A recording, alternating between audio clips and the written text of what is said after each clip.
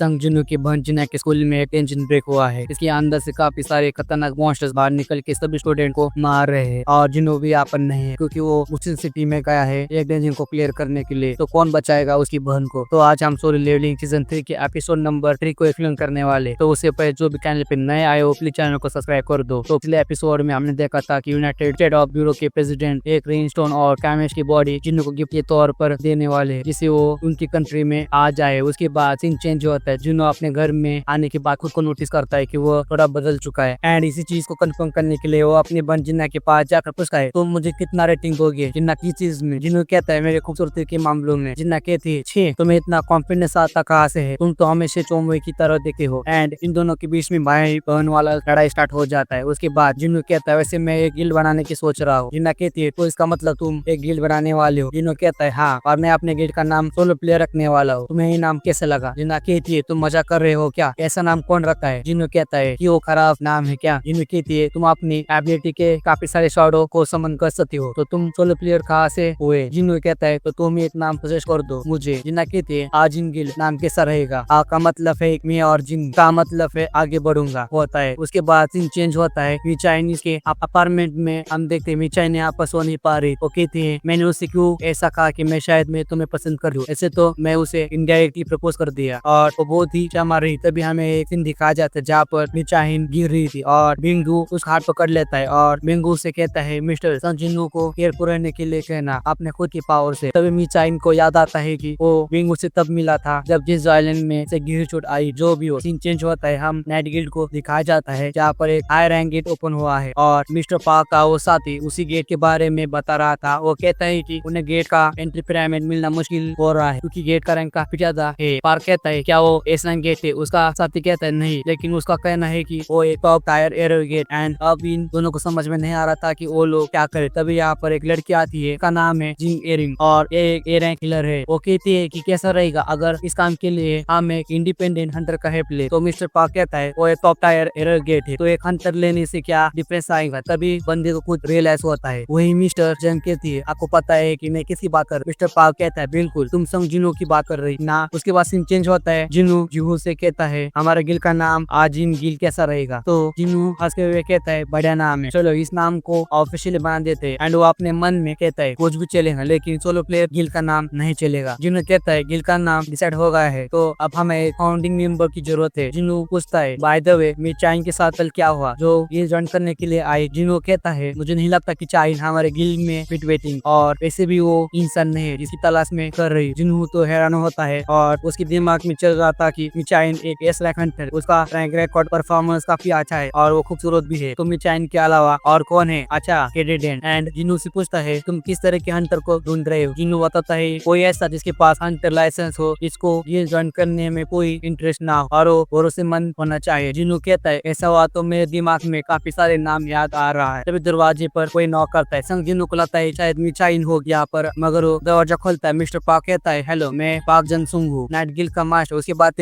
दोनों सोफे पर बैठे जाते हैं। मिस्टर पार्क से गेट का एक वीडियो दिखाता है जो देखने के बाद काफी ज्यादा बड़ा लग रहा था। एंड एक गेट बुशिन सिटी में है। पार्क जंगसुंग कहता है हमें डेजन में जाने का एंट्री पिरामिड नहीं मिल रहा है, लेकिन अगर आप इस रेड में हमारे साथ पार्टिसिपेट करेंगे तो हमें परमिट मिल जाएंगे, तो प्लीज हमारी मदद कीजिए। मिस्टर पार्क जिन्नू को ये भी बताता है कि हम आपको बढ़िया पैसा देंगे। नॉर्मली जब कोई गिल्ड दूसरी गिल्ड से एक ऐसा हंटर को हायर करती है देनी को क्लियर करने के लिए तो प्रॉफिट का 10% हिस्सा शेयर करती, लेकिन हम आपको 20% देंगे। जिन्नू कहता है सीधा 50-50 करते हैं। सुनकर मिस्टर पार्क बड़ा सरप्राइज होता है। अब जिन्नू कहता है मैं तुम लोगों के साथ ही मैं करूंगा जब तुम मुझे गिल्ड की तरह ट्रीट करोगे, ना कि एक इंडिविजुअल की तरह, क्योंकि मैं खुद अपनी एक गिल्ड को स्टार्ट करने जा रहा हूँ जिसका नाम है आजन गिल्ड। मिस्टर पार्क कहता है चलो 40% करते हैं। संग जिन्नू सीधा कहता है मैं इस टाइम सब्जी मंडली वाला मोल भाव करने के मूड में नहीं हूँ और अब बंदे के पास कोई ऑप्शन नहीं होता। मिस्टर पार्क कहता है ठीक है पर तुम्हें हमारे लिए डेंजन के बॉस को खुद मारना होगा। जिन्नू कहता है ठीक है कर दूंगा। एंड इनकी बीच डील पूरी हो जाती है। मिस्टर पार्क कहता है हम कल से रेड को स्टार्ट कर देंगे और अभी हम बुसिस्की के लिए निकल रहे हैं, तो क्या तुम हमें साथ चलना चाहोगे? जिन्नू कहता है नहीं आ सकता क्योंकि आज मेरे कुछ लाइन से तो मैं तुम्हें कल ही मिलूंगा और मैं वादा करता हूँ कि मैं लेट नहीं होगा। जिन्नू ऐसा इसलिए कहता है क्योंकि वो अपने एक शैडो को इन लोगों की परछाई में छुपा जाता है। जो भी हो हमें आधा दिन का सीन दिखाया जाता है जहाँ मुशिन सिटी में गावन गली के बीच में एक गेट ओपन हुआ है। सब हंटर्स रेडी हो चुके हैं इस रेड को क्लियर करने के लिए। मिस्टर पार्क को टेंशन हो रहा था कि हंटर तक संजीनो आने में लेट ना कर दे। चेंज होता है, हमें संजीनो दिखा जाता है जो आसमान तरफ देख कर कहता है लगता है बारिश आने वाले आए हो, जिन्ना अपने साथ चित्र लेकर गई हो। एंड जिन्होंने कहता है चलो मुझे सिटी जाना चाहे, वो बोलता है शैडो एक्सचेंज। उसके बाद सीन चेंज होता है जिन्ना के स्कूल पर, जहाँ पर हम कुछ लड़कों को देखते हैं जो कि कुछ काम के लिए बहुत दिन से बंद पड़ी हुई एक क्लासरूम में आ जाते हैं। यहाँ पर आके वो लोग देखते हैं कि यहाँ पर एक गेट अपेयर हुआ है। इस चीज को देखकर ये लोग थोड़ा नर्वस होते हैं, बट तभी एक बंदा पुल बनने की कोशिश करता है, गेट के पास आता है और कहता है अरे तुम लोग टेंशन मत लो, एक गेट अभी भी क्लोज है, यानी हम लोग टोटली सेव है। वो कहता है सिर्फ अंतसी इस गेट के अंदर जा सकते और वैसे भी गेट को ब्रेक होने में एक हफ्ता लगेगा। बट तभी अचानक से डेंजिन गेट ब्रेक हो जाता है और गेट के अंदर से एक मॉन्स्टर उस लड़की का सर पकड़ के कुचल देता है। अगले सीन में हम देखते हैं कि ये तीनों स्टूडेंट मर चुके हैं एंड फिर उस गेट के अंदर से वो मॉन्स्टर बाहर निकल के आता है और हमें रेडर के थ्रू बताया जाता है कि कुछ प्राणी जन्म से ही शिकारी होते हैं, वो ज्यादा समझदार नहीं होते पर उनका शिकार करने की ताकत इंसान से कहीं ज्यादा है एंड शिकारी खून और मांस की गन से उत्तेजित हो जाते हैं। फिर भी इन्होंने अपने इंसानों को खाने की इच्छा को दबाया हुआ है और ये जो मॉन्स्टर है इसका नाम है ऑक। तभी यहाँ पर काफी सारे ऑकर्स आ जाते हैं एंड ये लोग हंटिंग के लिए निकल पड़ते हैं स्कूल के अंदर। वही हम बच्चों को देखते हैं जो इन ऑक को देखकर कुछ समझ पाते हैं, उससे पहले ही ये ऑक उन पर हमला कर देते हैं। उसके बाद सीन चेंज होता है, हम देखते हैं जिनी बोस्टन सिटी में आ चुका है एंड गेट के पास आके वो कहता है रियल लाइफ में ये गेट काफी बड़ा है। उसी के साथ जिनू के काफी सारे हैंड्स भी यहाँ पर आ जाते हैं, बट तभी मिस जंग आके उन सबको रोक देती है एंड जिनू से कहती है मेरा नाम है जंग, मैं नाइट गिल्ड का लाइकॉर की एक मेन हीलर हूँ, तो हम दोनों एक दूसरे से दोस्तों की तरह रहे तो कैसा रहेगा। एंड ये बंदी जिनू पर लाइन मारने की कोशिश कर रही। जिनू मिस्टर पार्क से कहता है क्या तुमने इन सबको अभी तक नहीं बताया। मिस्टर पार्क कहता है नहीं अब बता देता हूँ एंड वो सबसे कहता है इस एयर को आज मैं लीड करूंगा। उसके बाद सिर्फ हंटर्स के अंदर जा रहे होते हैं। वही सीन चेंज होता है हंटर एसोसिएशन पर, जहाँ पर एक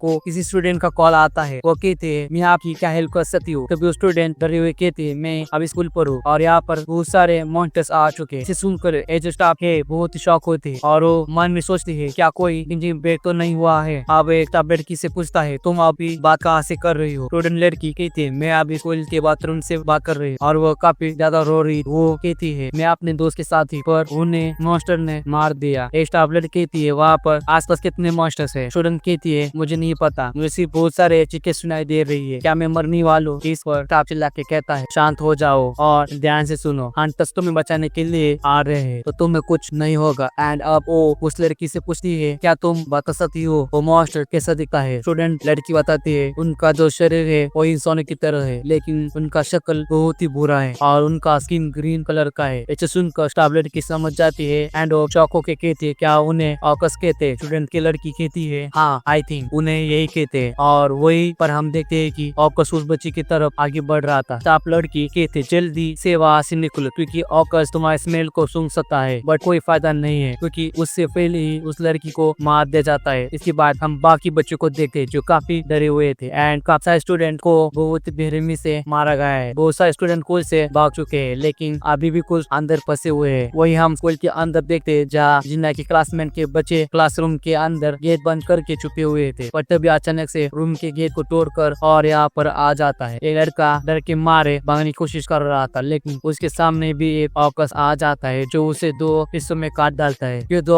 और भी आ जाते हैं जिसमें से एक ऑप्शिप से कहता है यहाँ पर एक ताकतवर इंसान है, मैं उसकी माना को सेंस कर पा रहा हूँ। और वो कहता है तो फिर पहले उसे खत्म करो। एंड यहाँ पर वो इंसान जिन्हों की बहन भी हो सकती है जो एक हंटर या नहीं तो जिन्ना भी हो सकती है, लेकिन जिन्ना तो अभी अपने भाई संग जिन्हों को याद कर रही थी। तो इसी के साथ ये एपिसोड हो जाता है यहाँ पर खत्म। सो आप लोगों को आज का एपिसोड पसंद आया हो और अगर आपको आज का एपिसोड पसंद आया हो तो प्लीज चैनल को सब्सक्राइब कर दो। तो मिलते हैं आप सभी लोगों से अगले वीडियो में। अब तक के लिए इतना ही, गुड बाय।